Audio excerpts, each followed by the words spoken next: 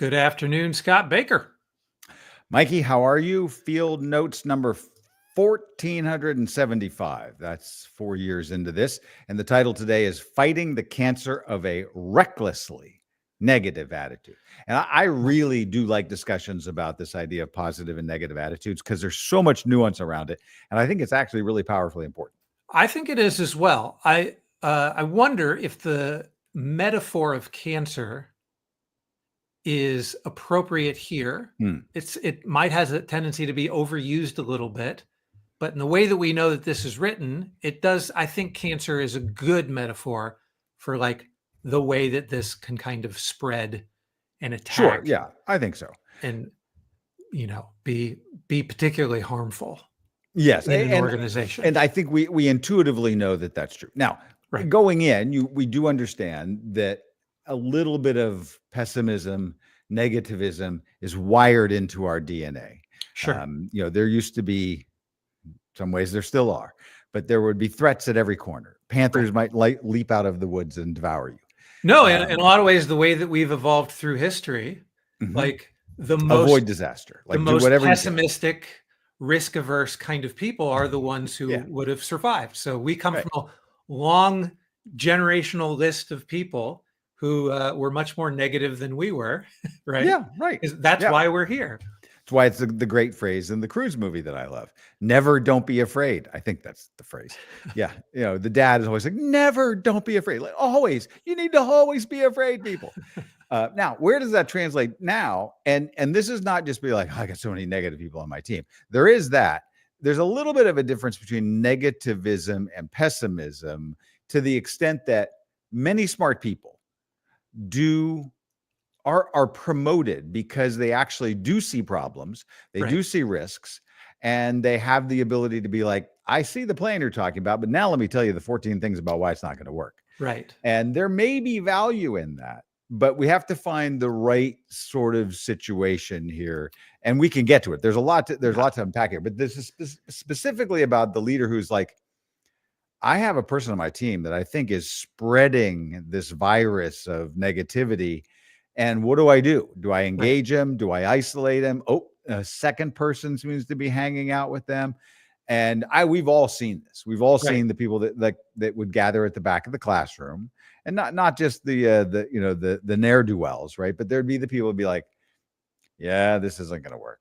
Right. Now there's a danger in some of these terms, like in the same way that overusing extroversion and introversion to say everybody in the world fits in one of these two categories is too polarizing a way of talking about people. We all have blends of many of these things. Right. True.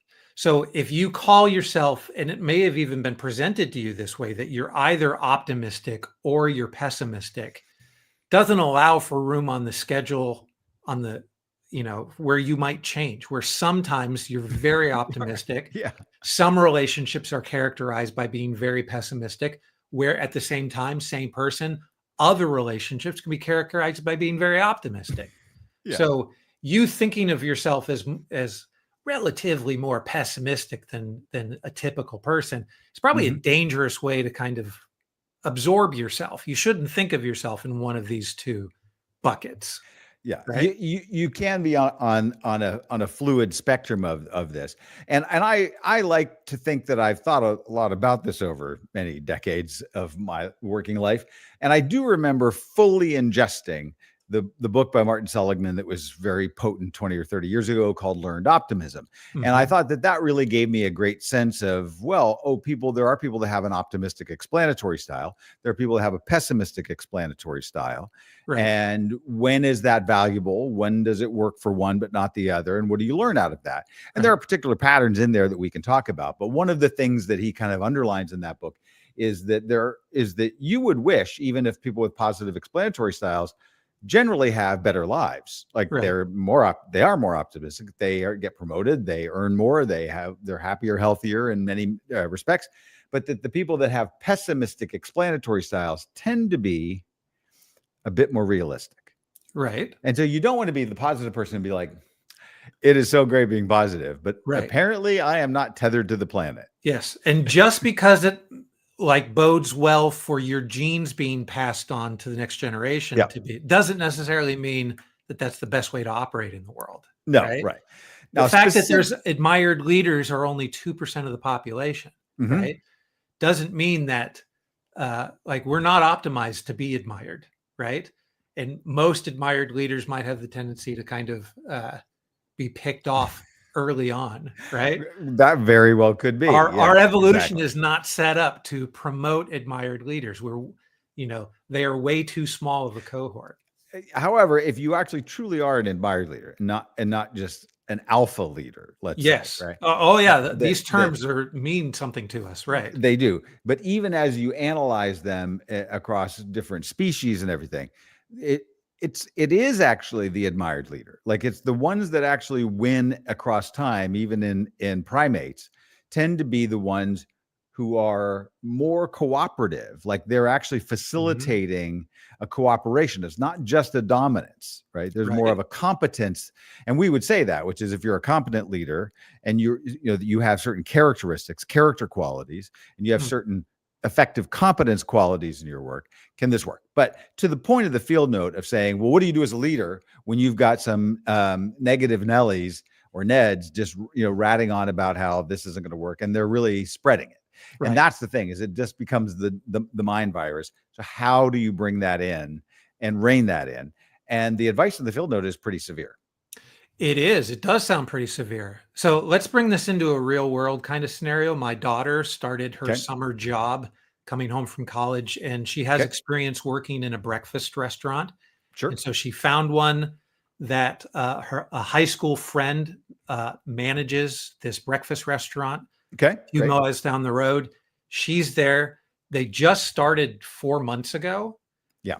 My daughter is just brand new there in the last 4 weeks. And they hired 4 months ago a mom and her three daughters Yeah. to be the wait staff. And for the last 4 months, they have been complaining nonstop, not the wait staff, the managers have been complaining nonstop about how awful their wait team that they hired is.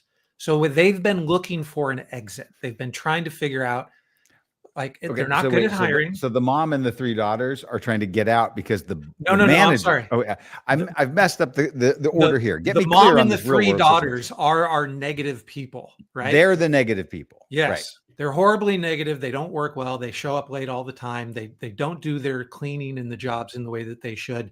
But because you hired them in a batch like this, and Yeah, they're all in the same and they're all family, related. it was just a really bad decision to make. So they brought into my daughter's got great experience. I don't mean to just brag about my Mhm. daughter, but Good attitude, she's fantastic, right? right? And so it opened up their eyes as to what, not just what an excellent wait staff would look like, Hmm. not just what an Right, excellent server does, but like what a normal server would be, right? yeah, right. And so Like, their eyes are now wide open to the idea that the four waitresses that they hired, those servers are awful and they need to get rid of them. But these managers aren't very good about hiring, much less firing, right? The only reason Lainey landed in their laps is because she's a good friends with, yeah, somebody from high school, right?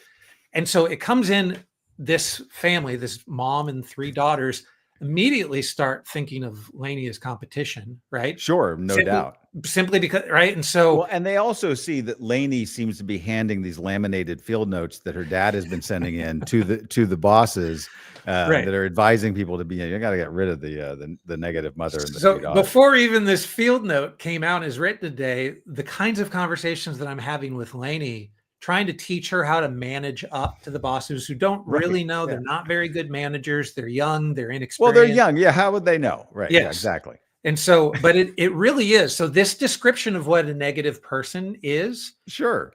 the mom especially, she's not a pessimist, but you can tell, and this is Lainey's testimony, so what have you, she is just perpetually bad mooded in a way that, like, this is how she operates in the world. Now she'll flip a switch and be a great Hmm. personable person when she's working for Yeah. the tip.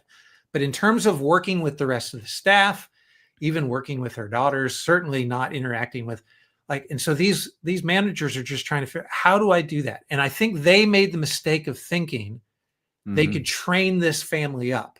They could train them up in Right. such a way that they could work with They're them. going to get there. They could teach them to be positive. They could teach, like, if I just lay down the rules, the laws of the land for this breakfast restaurant, then eventually they'll just kind of get with it. And so now they're realizing, so Laney's in the middle of this drama where they're just not scheduling this other group of servers. Which makes sense, right? Which makes sense. Because Mikey, as you might know, it says in the field note, tolerating low skill, yes, like new folks, a new startup, that's one thing.